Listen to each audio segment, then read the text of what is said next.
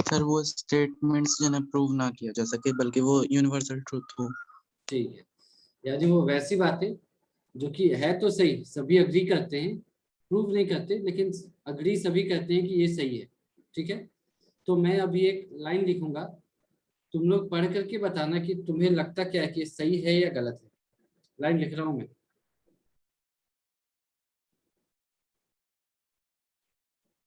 If a रे stands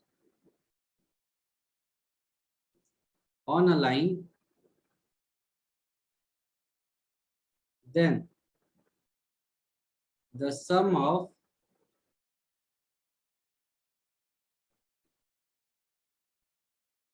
two adjacent angles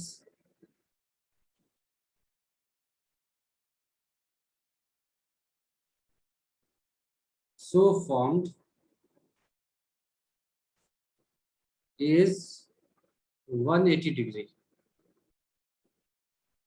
अब तुम बताओ कि ये एक्सियम होगा या नहीं होगा। ये क्या है कि इफ अ रे स्टैंड्स ऑन अ लाइन, तो इसको हम डायग्राम में भी देखते हैं कि क्या कहना चाहता है।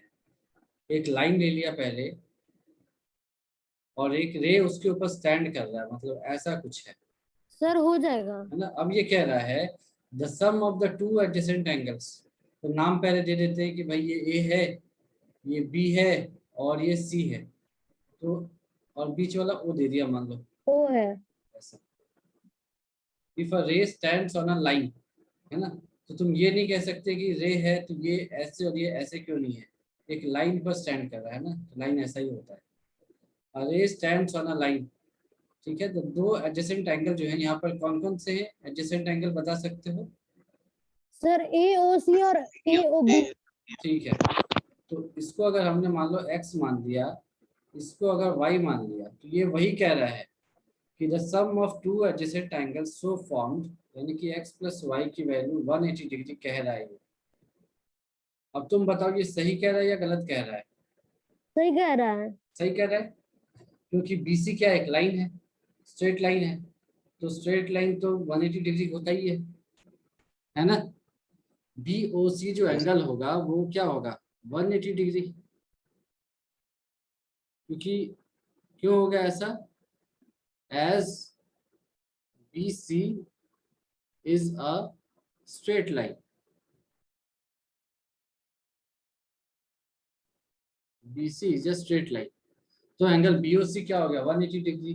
और BOC है क्या AOB प्लस AOC, और AOB और AOC क्या है एडजेसेंट एंगल्स, जिसको रे OA बना रहा है लाइन BC पर। तो सारी बातें सही हैं, ठीक है, अग्री कर रहे हो। बताओ अग्री कर रहे हो ना कि सही है ये बात। Yes sir. यस। ठीक है, तो अगर अग्री कर रहे हो तो इस पर हम एक स्टेटमेंट बोलते हैं, उस स्टेटमेंट को ध्यान से देखना। यहाँ तो स्टेटमेंट है कि when sum of two adjacent angles, when sum of two adjacent angles is equal to 180 degree, अगर दो एडजेसेंट एंगल का जो सम है वो 180 डिग्री हो जाए, इट इज कॉल्ड,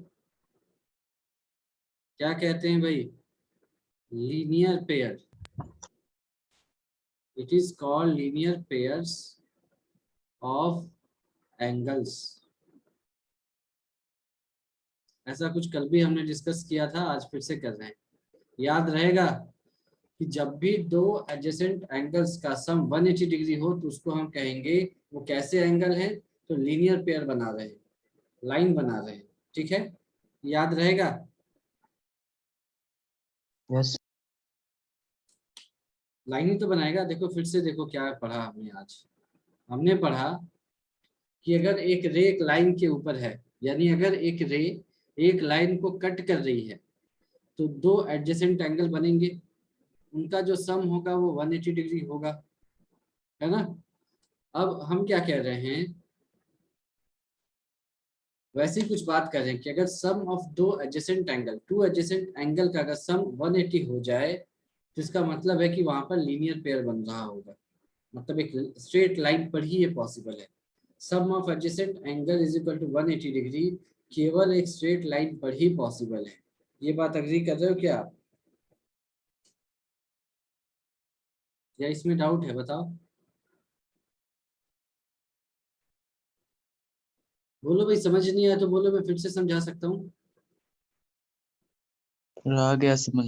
उसको। चलो सिंपल वर्ड में भी लिख देता हूँ, जो ऊपर लिखा ना उसको आसान भाषा में भी लिखते हैं कि sum of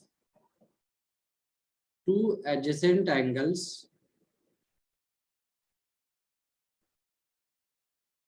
some of two adjacent angles is equal to 180 degree केवल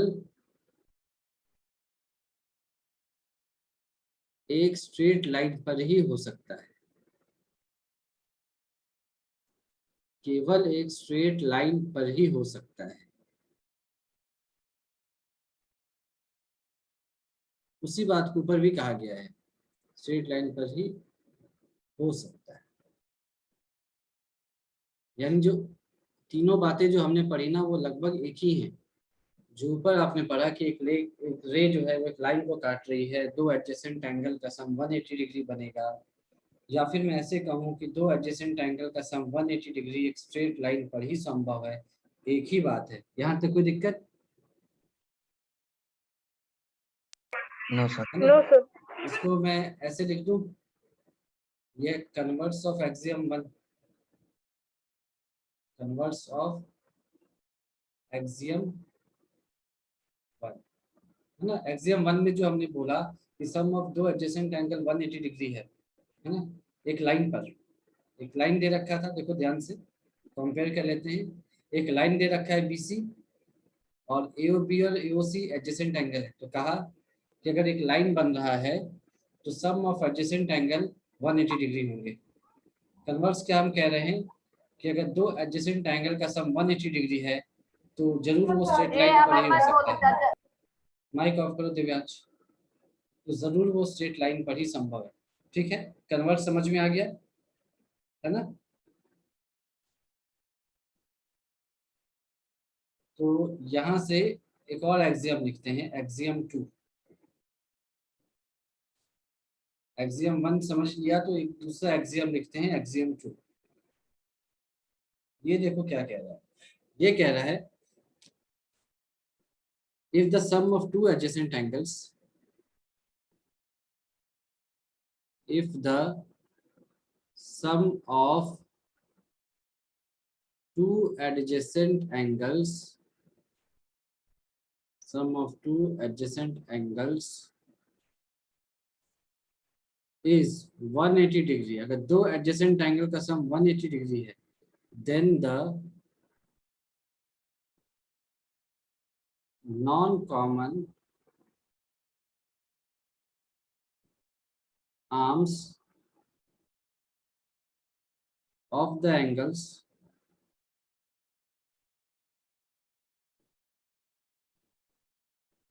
form a line।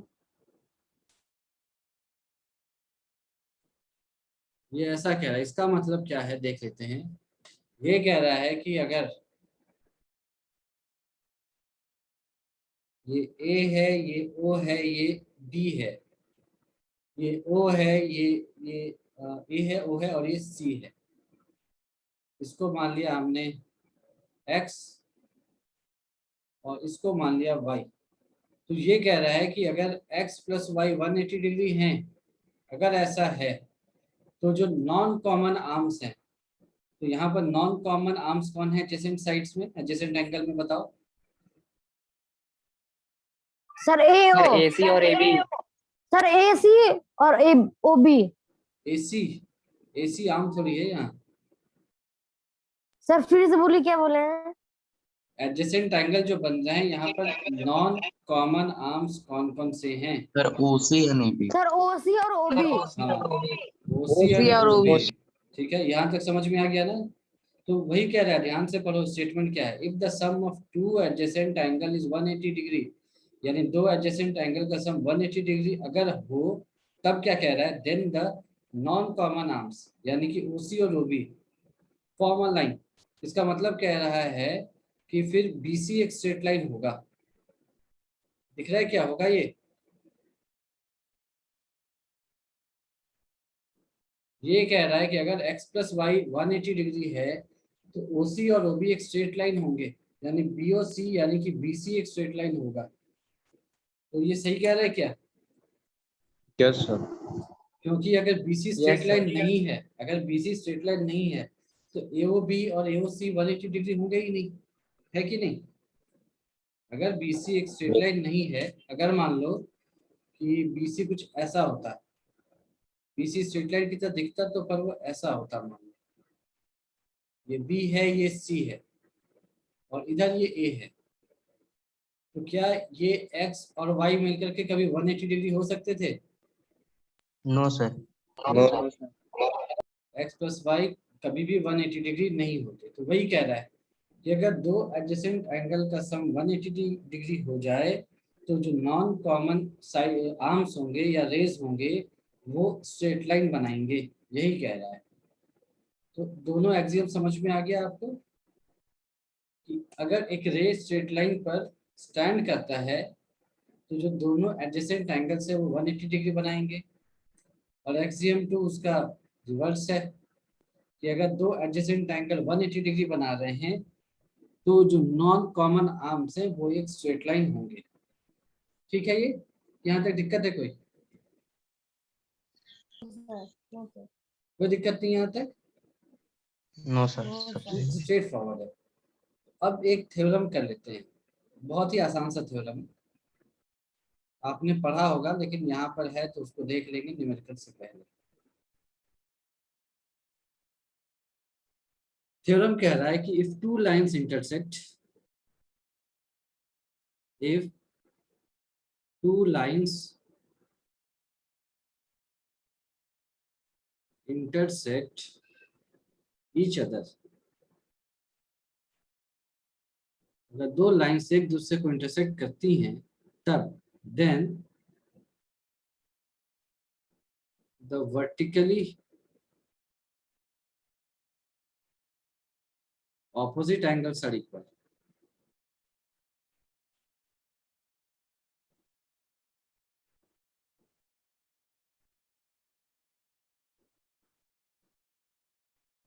ये पढ़ा है आपने पहले कभी कि वर्टिकली ऑपोजिट एंगल्स इक्वल होते हैं? पढ़ा है पहले? Yes sir. तो पहले तो हम ये देख लेते हैं कि वर्टिकली ऑपोजिट एंगल होता क्या है, तो उसके बारे में एक लाइन लिख दिया कि vertically opposite angles, vertically opposite angles are formed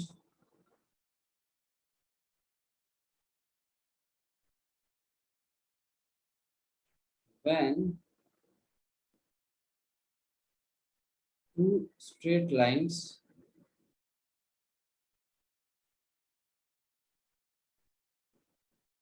intersect each other।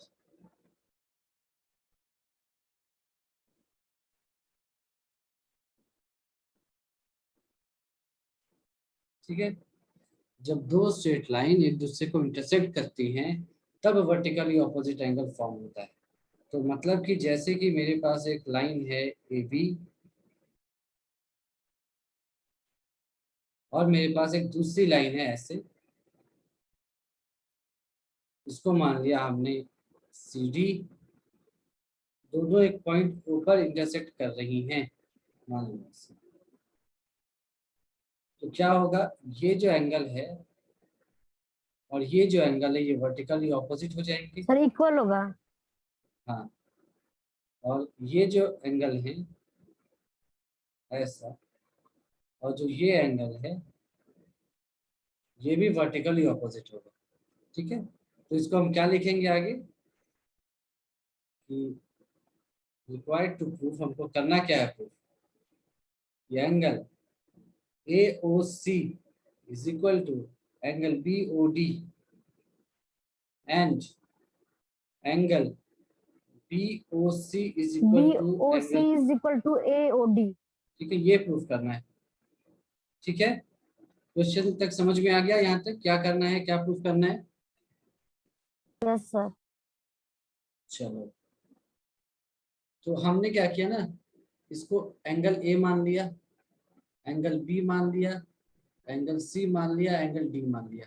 मान सकते हैं क्वेश्चन आसान बनाने के लिए, बार बार एंगल वैंगल ना लिखना पड़े तो हमने मान लिया let angle BOC is equal to A, angle AOC is equal to B, angle AOD is equal to C, and angle BOD is equal to D.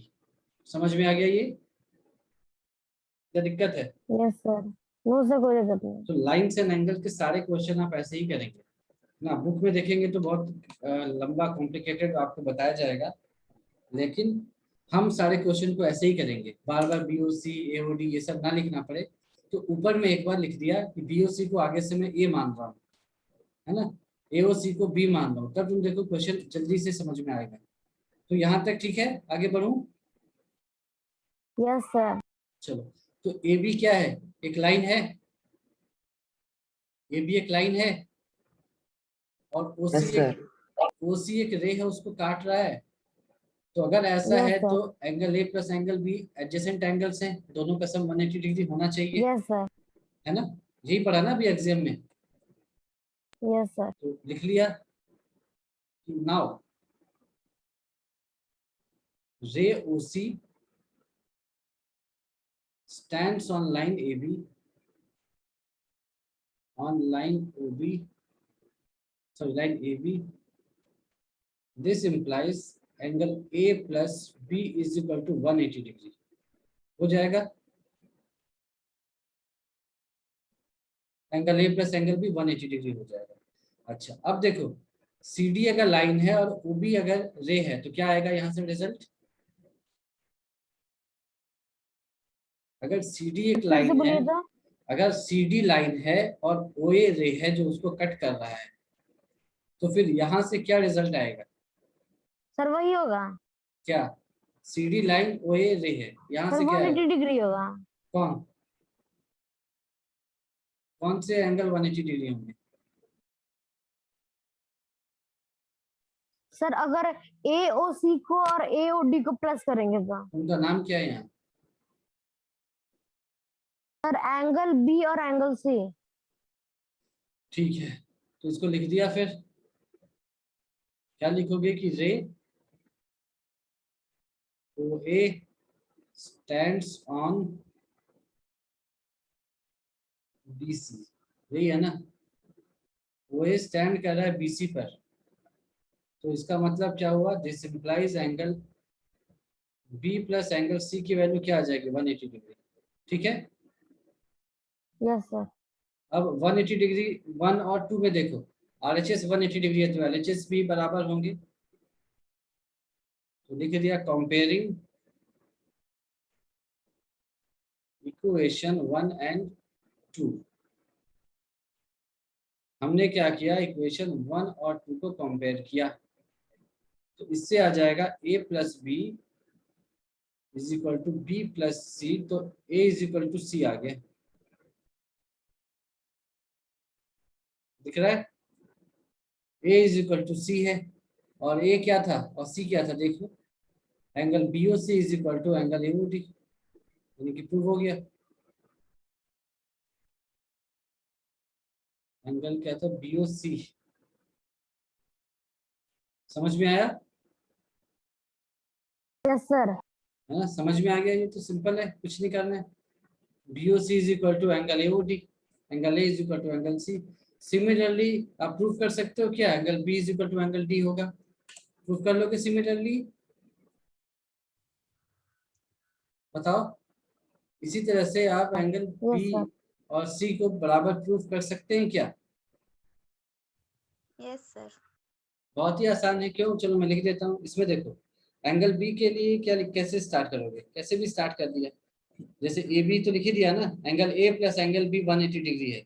यहाँ से एक चीज और देख लो कि लाइन BC पर रे OB स्टैंड कर रहा है, तो angle A plus angle D भी 180 डिग्री होगा, है ना? एंगल A प्लस B भी 180 degree, angle A plus angle D भी 180 डिग्री। कंपेयर कर दो, एंगल A खत्म हो जाएगा, angle B is equal to angle D आ जाएगा। Yes sir. समझ में आ गया? Yes sir. है ना, आसान है। चलो यस सर। तो अब हम एक दो क्वेश्चन कर लेते हैं।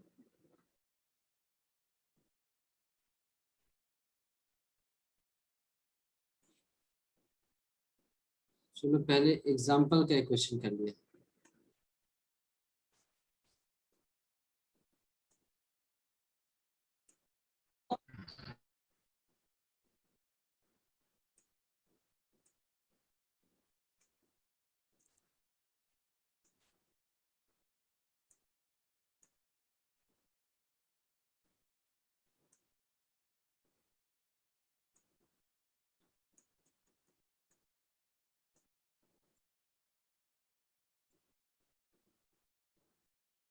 देखो क्या कह रहा है, ये कह रहा है in figure 6.9 lines PQ and RS intersect each other at point A।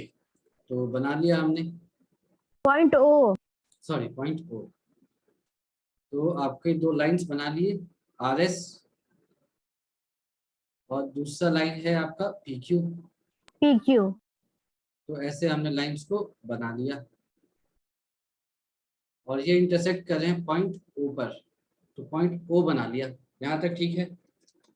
अब कह रहा है कि है ना, इफ एंगल POR देख लो, ये वाला angle is to angle ROQ, इस एंगल की बात कर रहा है, is equal to 5:7। Find all the angles. तो हमने ऐसे लिखा, लेट, हमने क्या बोला, सबको कुछ वेरिएबल मान लो। लेट एंगल POR को हमने A मान लिया। क्यों मानते हैं? आसान करने के लिए, है ना। बार बार POR SOP QOS QOR लिखोगे तो बहुत कंफ्यूजन होता है, इसीलिए हमने ऐसे मान लिया। एंगल POR A हो गया, एंगल ROQ को हमने B मान लिया, और यहाँ पर एंगल QOS को हमने C मान लिया, एंड एंगल POS को D मान लिया। यहाँ तक ठीक है, समझ में आ गया यहाँ तक? Yes sir. चलो, और क्वेश्चन में क्या दे रखा है, angle POS given, angle POS is sorry POR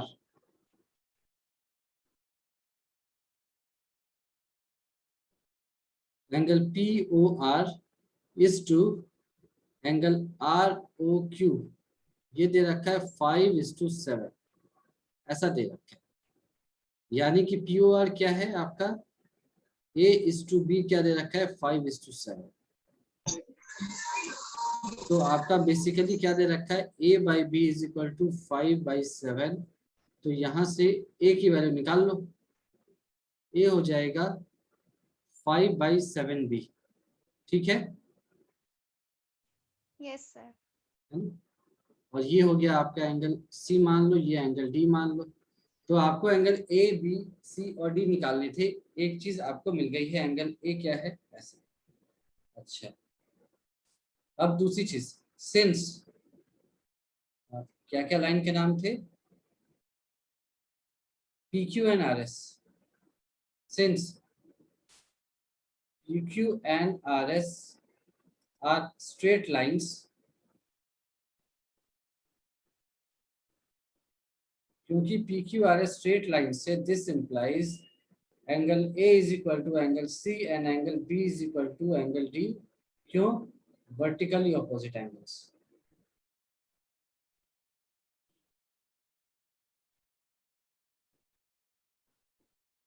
सही है क्या? Yes sir.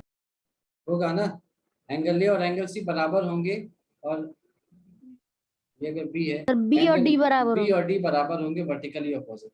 ठीक है, ये अभी जस्ट किया थोड़ी देर पहले हमने। सर अच्छा, अब हम ये दिखाई दे रहा है कि एंगल A+B कितना होगा, angle A plus angle B की वैल्यू कितनी होगी,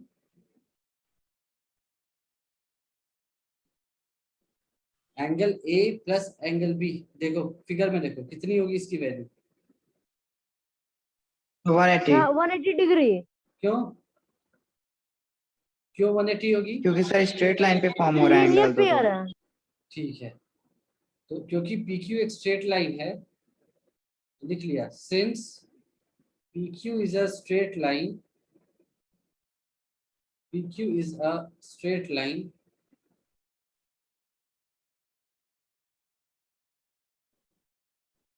this implies angle A plus angle B 180 होगा। अच्छा,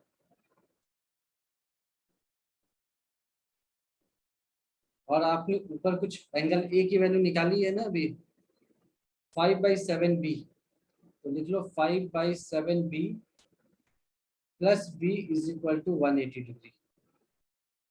तो यहाँ से क्या आ जाएगा, 5b plus 7b by 7 is equal to 180 degree. This implies 12/7b is equal to 180 degree. ये इसको 15 बार में कैंसिल करेगा, तो b की वैल्यू आ गई 105 डिग्री, 105। a की वैल्यू कितनी आएगी यहाँ से, b अगर 105 है तो a की वैल्यू,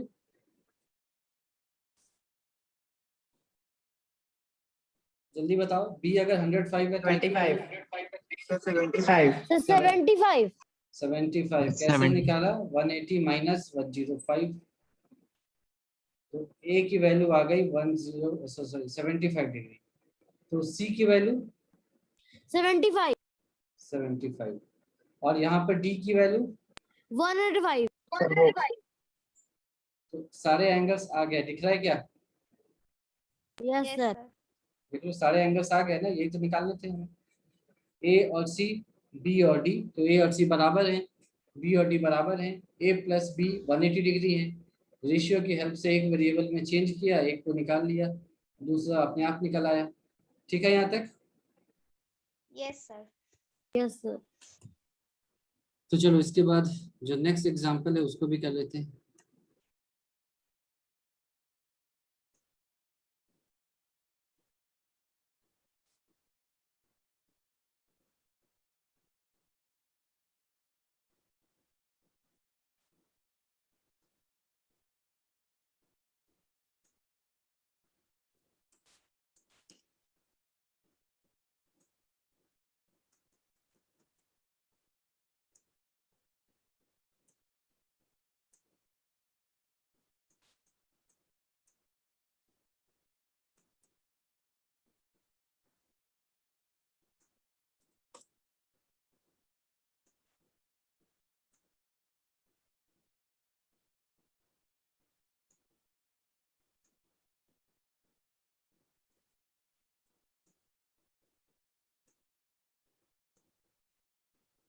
ये सॉल्यूशन है हमारा, चलो मतलब ये क्वेश्चन सॉल्यूशन, इसको देखने की जरूरत नहीं है, ये तो ऐसे ही है। देखो कह रहा है ray O S stands on a line P O Q, तो पहले एक लाइन बना लिया हमने पी ओ क्यू ऐसे, ये क्यू है, ये ओ है, ये यहाँ पर पी है, ठीक है। उस पर एक रे स्टैंड्स करता है O S, stands on the line P O Q, ray O R and ray O T are angle bisector of angle P O S and angle S O Q. अच्छा, तो यहाँ पर हमने एक रे बना दिया ऐसे, इसका नाम है एस। अब क्या है कि यहाँ से दो एंगल बाइसेक्टर निकलेंगे, ये है आर, ये इस एंगल को बाइसेक्ट करेगा, और यहाँ से निकल रहा है टी, ये जो है वो इस एंगल को बाइसेक्ट करेगा, ठीक है।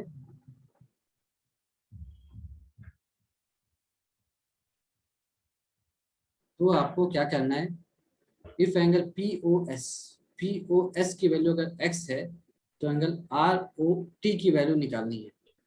तो क्वेश्चन समझ में आ गया आपको, yes sir P O Q एक स्ट्रेट लाइन है, ओ एस एक रे है, इस रे को बाइसेक्ट किया ओ आर ने एक साइड में और ओ टी ने दूसरे साइड में, तो ऐसा ऐसा करके कुछ हुआ। यहाँ तक ठीक है। अब एंगल Yes, sir. POS अगर x है, given angle POS is equal to x है, तो यहां से एंगल POR कितना हो जाएगा? एंगल POR कितना हो जाएगा? Sir, x/2. ठीक है, और एंगल SOR, एंगल SOR कितना हो जाएगा? ये भी हो जाएगा x/2, दिख रहा है? ये भी x/2, ये भी x/2, ठीक है ना? अच्छा, सिमिलरली हमने क्या माना, let angle QOS is equal to y मान लिया, तो यहां से एंगल SOT कितना हो जाएगा? Sir, y/2.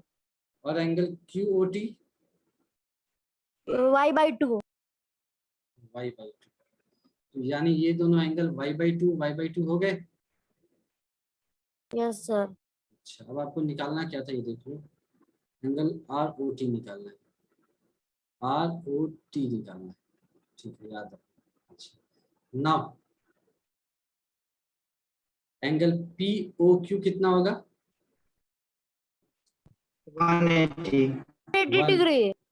तो 180 को मैं ऐसे लिख सकता हूँ क्या?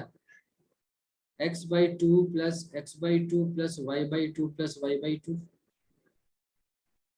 yes sir Yes, sir. पक्की बात लिख सकते हैं ऐसे? Yes, sir. x/2 x/2 y/2 y/2 लिख सकते हैं सभी को ऐड करके। अच्छा, Yes, sir. तो x/2 प्लस x/2 क्या हो जाएगा? x plus y/2 plus y/2 क्या हो जाएगा? 180 डिग्री हो जाएगा क्या? Y. ये आ गया, Yes, sir. सही है ना? yes Yes, sir sir. बस नाउ Yes, sir. अब जो निकालना उसको देख लो, एंगल ROT वो कितना है? एंगल ROT कितना है? फिगर से देखो। Sir, x/2 plus y/2. ठीक है, तो x/2 प्लस y/2, इसको ऐसे लिख सकते हैं x प्लस y/2, तो इसको ऐसे लिख दो क्या? Yes, sir. 180/2 which is equal to Yes, 90 sir. हो डिग्री। सकता है. अब बताओ, इसमें कुछ समझ में नहीं आने लायक है क्या? समझ में आ रहा है. आ गया समझ में? देखो फिर से, ये क्वेश्चन समझ में आ गया होगा। POS Yes, sir. x दे रखा था, तो POR और SOR x/2 हो जाएंगे, क्योंकि OR एंगल बाइसेक्टर है। फिर हमने QOS को अपनी तरफ से y मान लिया, तो OT को कि एंगल बाइसेक्टर है, तो QOT और SOT क्या हो जाएंगे? y/2 अब एंगल POQ 180 डिग्री है, तो क्या हो जाएगा? x/2 plus x/2 plus y/2 plus y/2 180 होगा। उसको सॉल्व करेंगे तो क्या आ जाएगा? x plus y is equal to 180 degree. ठीक है, आपको निकालना है एंगल ROT, उसकी वैल्यू है x/2 प्लस y/2, तो आप लिख लो x/2 plus y/2 is equal to 180 degree which is equal to 90 degree. तो यहाँ तक कोई कंफ्यूजन है आपको या समझ में आ गया सब?